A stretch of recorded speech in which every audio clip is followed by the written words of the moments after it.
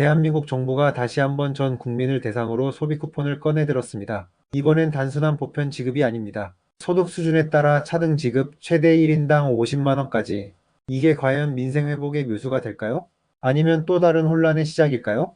자, 지금부터 시작합니다. 정부의 2차 추경 소비 쿠폰 그 속내를 해부해 봅니다. 먼저 왜 지금 소비 쿠폰인가? 정부는 코로나 이후 침체된 경기를 부양하기 위해 2020년과 2021년에도 각각 긴급재난지원금과 국민지원금을 지급한 바 있습니다. 그때는 전 국민에게 주는 보편 방식이었죠. 하지만 이번에는 다릅니다. 2024년 말부터 이어진 경기 둔화, 고물가에 지친 민심, 소비 위축, 그 어느 때보다 체감 경기가 나쁘다는 판단입니다. 그래서 내놓은 카드가 바로 민생회복, 소비 쿠폰, 그리고 2차 추가 경정 예산안입니다. 그렇다면 이번 소비 쿠폰은 어떻게 지급되나? 우선 정부는 국민을 4단계로 나눕니다. 소득 상위 10% 10만원, 일반 국민 25만원, 차상위 계층 및 한부모 가족 40만원, 기초생활수급자 최대 50만원. 하지만 한 번에 주는 건 아닙니다. 두 번에 나눠 지급하는 방식이 유력합니다. 1차 지급에서는 일반 국민 15만원, 차상위 한부모 30만원, 기초생활수급자 40만원, 그리고 나중에 건강보험료 기준으로 상위 10%를 제외한 나머지 국민에게 10만원씩 추가 지급하는 구조입니다. 여기서 의문이 생기죠. 왜 이렇게 나누나? 두 번에 나눠 지급하나?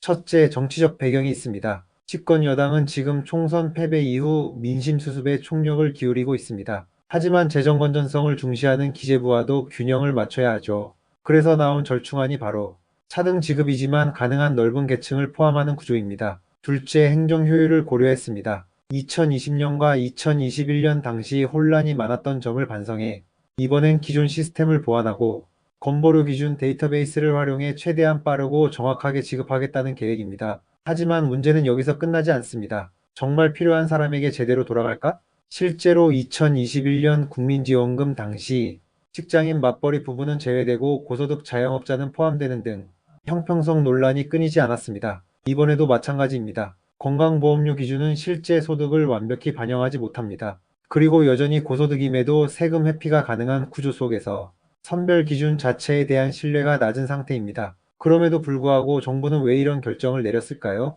이제는 단순한 경기 부양이 아니라 정치적 생존과 정권 유지, 민심 회복이라는 거대한 목표가 걸려있기 때문입니다. 여야 모두가 지급에는 동의하지만 방식과 기준, 액수에선 치열하게 대립 중입니다. 이번 소비 쿠폰 지급은 단순한 경제 정책이 아니라 차기 전국의 분수령이 될 수 있습니다. 이번 소비 쿠폰 성공할 수 있을까? 그 성공의 관건은 세 가지입니다. 속도, 국민들이 빨리 체감할 수 있어야 합니다. 형평성, 왜 저 사람은 받고 나는 못 받나라는 불만이 없어야 합니다. 정확한 타겟팅, 취약계층이 실제로 지원을 받고 소비로 이어져야 합니다. 정부가 내세우는 명분은 좋습니다. 하지만 지금까지의 경험상 의도와 현실은 늘 괴리가 있었습니다. 지금 이 순간에도 편의점에서 하루 3,000원 아껴가며 살아가는 청년, 하루 12시간 매장을 지키며 월세 걱정하는 자영업자, 고정 지출에 허덕이는 중산층 맞벌이 부부, 과연 그들에게 이번 소비 쿠폰은 희망이 될 수 있을까요?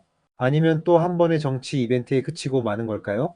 이 영상이 유익하셨다면 구독과 좋아요, 알림 설정은 공정하고 지속 가능한 콘텐츠 제작에 큰 힘이 됩니다. 함께 고민하고 함께 나아갑시다. 감사합니다.